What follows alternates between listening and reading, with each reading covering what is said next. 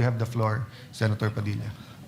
Ginoong Pangulo, gusto ko lamang pong ibalita sa ating mga kasama na naging maganda po ang responde ng Commission on Human Rights sapagkat kaninang umaga po nakipagpulong sila sa atin at nakipagpulong po sila sa USAA at kay Senator Bato de la Rosa patungkol po sa nangyari na karahasan at pang-aabuso sa karapatang pantao ng ating mga kasama dito sa Senado. Pangalawa, gusto ko lamang din pong iparating sa ating mga taong bayan na magkakaiba po ang kaso ni Senator Trillanes at Senator De Lima sa kaso po ni Senator Bato. Dahil si Senator Bato, ang warrant po niya ay hindi galing sa Pilipinas. Ang warrant po niyan ay galing sa ibang bansa, sa isang dayuhang korte. Ito po ay malayo doon sa usapin na sila ang kustodiya po ni Senator De Lima at ni Senator Trillanes dito lang sa Pilipinas. Ito pong mangyayari kay Senator Bato ay dadalhin po sa ibang bansa. Medyo yun po pag-isipan nating mabuti. Dapat bang mangyari muli ang nangyari kay dating Pangulong Rodrigo Roa Duterte? Dapat bang mangyari pa yan muli sa isang Pilipino?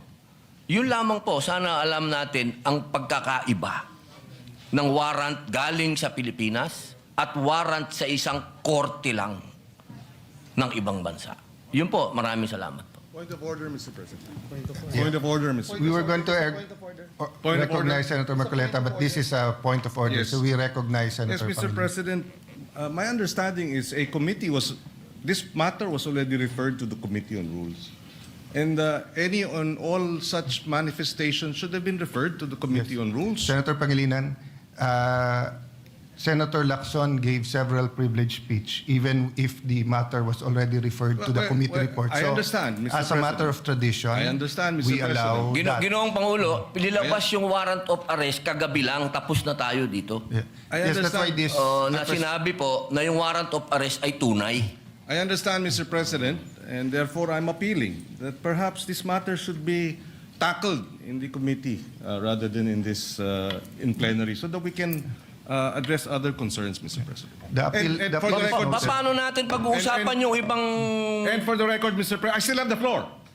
And for the record, Mr. President, we voted against resolution number 44. So to say that we have this resolution, yes, but there are senators who voted against it. And therefore, it is not necessarily our agreement with the points being raised by the good senator from Camarines Norte. For the record, Senator Padilla did mention a while ago that he doesn't take it against, and he acknowledges that some senators voted against it, and it's on the record. Having said that, the appeal is noted, but I just like to mention that we usually give each other leeway depending on the importance of the matter, and the threat to Senator Bato is live.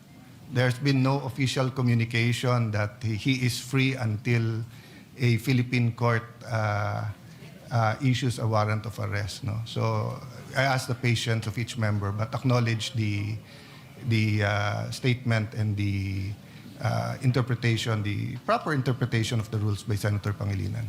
Maraming salamat po. Madam President? Madam President? Opo. Senator Padilla, please proceed. Yes. Opo. Meron lang po akong mga konting katanungan sa inyo.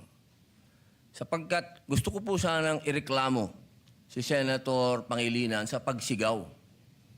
Meron po ba sa rules natin na sinasabing pwede mong sigawan ng kapwa mo senador?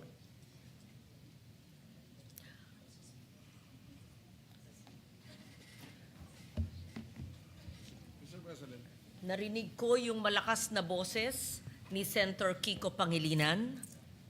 Alam ko na si Senator Pangilinan ay dating galing sa broadcasting, baka nag-modulate. Maari po ba tayo'y mag-suspend muna para pag-usapan yung malakas na boses at wari pagsigaw ni Senator excuse me, Pangilinan? nasa akin President, po yung iba ang floor. Senator Padilla has excuse the me. floor. The chair is answering the question of Senator Padilla. Session is suspended.